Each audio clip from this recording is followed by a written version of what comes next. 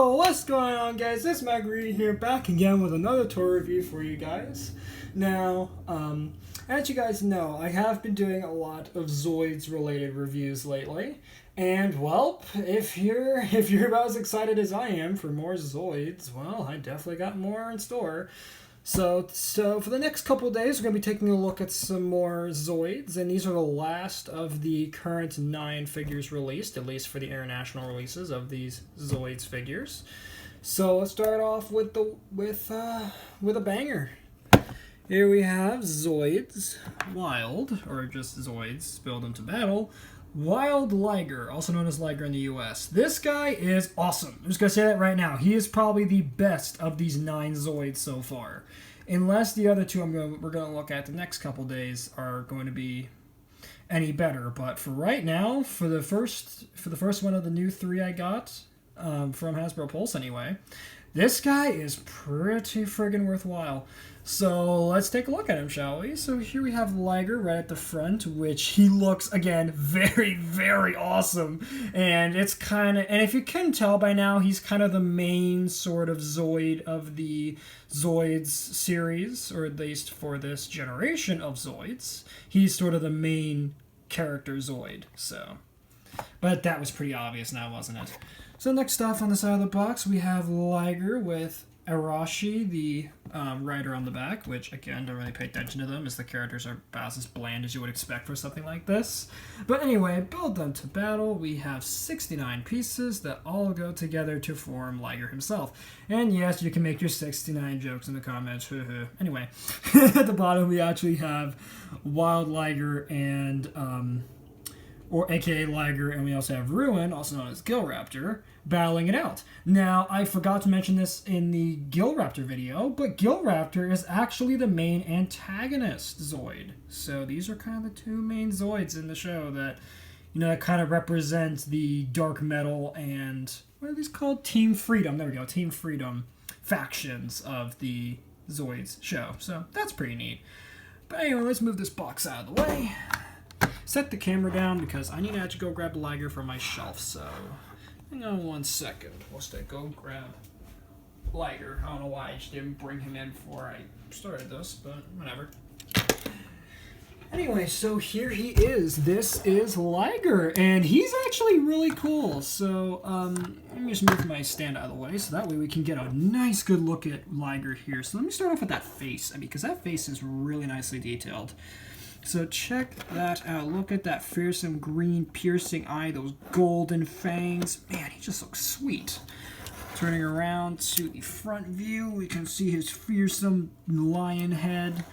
And then spin it around, and we have the nice detailed little plates on here and these gold claws and everything. He just looks really, really good. Now, something nice about this is the tail back here is actually posable. And funny, something that I didn't actually notice until just now. The tail was put on backwards in the product shots. That's not good. Look at that. They put it all wrong in the product shots. Good job, Hasbro. Anyway, so spin this figure around some more.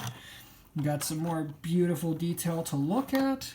And of course, with most of these Zoids, or at least most, and by most I mean the previous 2 Zoids, Gigantoise and Raptor, which we are going to bring in along with the other 4 Zoids for comparison, so that way we can see the size and everything like we do. Gotta show off his Wild Blast gimmick. So something I should probably mention, I didn't mention before, is that all Zoids have attack modes. Now, for the good guy Zoids, Team Freedom, they call their special attack modes Wild Blasts. Well, the evil faction, aka Dark Metal, their attack mode is called a Dark Blast. So, I forgot to mention that before, but making that correction now. So anyways, let's get into his motorized animation gimmick. Check it out. So see, his head will move, and as soon as that happens, he goes into his Wild Blast mode. Now look at that. I mean, honestly, out of all the Zoids, he's probably the fastest moving Zoid, but that's probably because I have a fresh new AAA battery in him. But even still, look at how well that action is. Let's take a look at that from the front as he's charging towards the camera. Look at that. his mane unfurls, he snarls, he has these little claws up here, which in the show actually shoot these little energy blasts out of them. So that's pretty cool.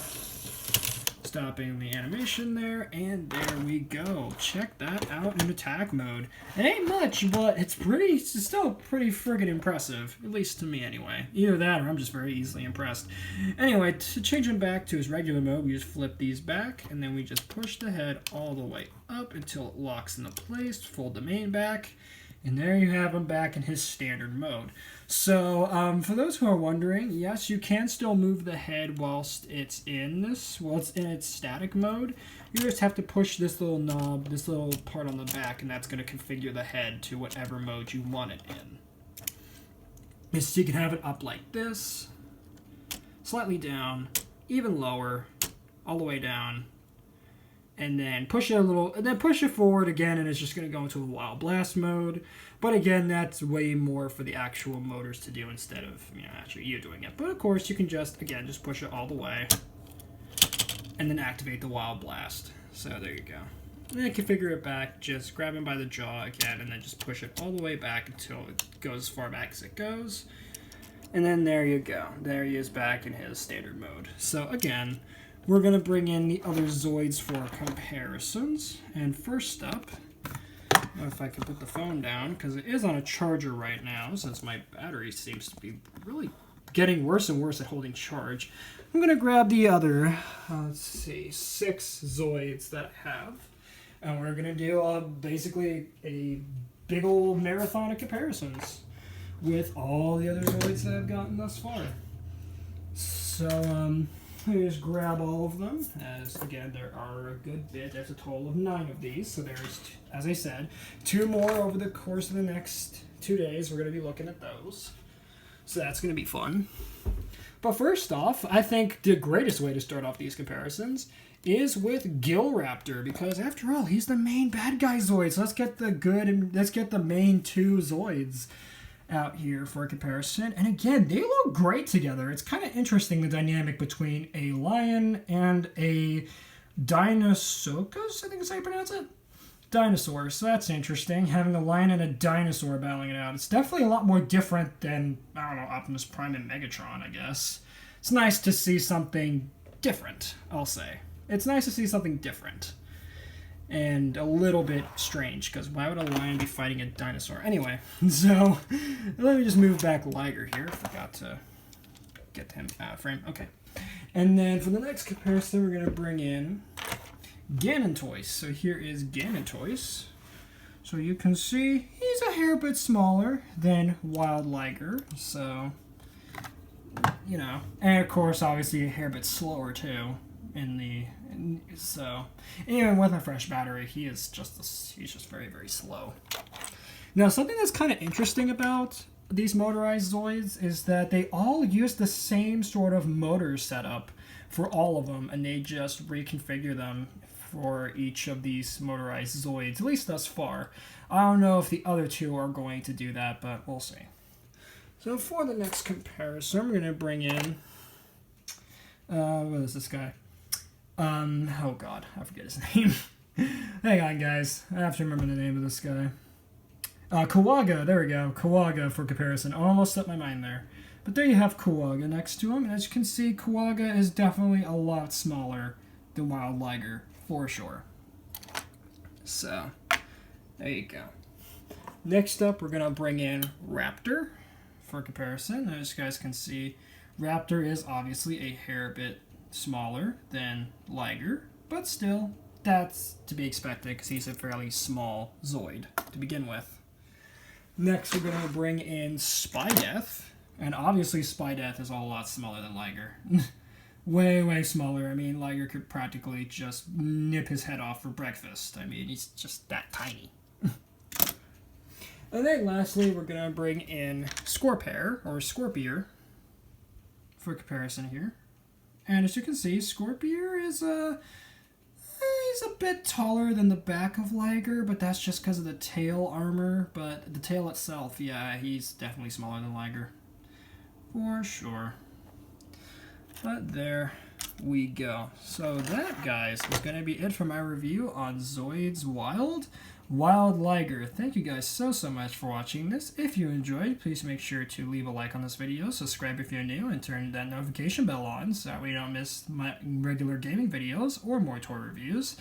And as I said, over the next couple days, we're going to be looking at 2 other Zoids. I'm not going to say what they are yet, but I know you guys will definitely enjoy them since, you know, I've seen a majority of you have liked these Zoids videos. Not much, but I know there's some interest there for them, so might as well pump out some more, right? But thank you guys so much for watching anyhow, and I will see you guys later on today with a brand new Minecraft co-op episode. Later, Read Squad, and have a good one.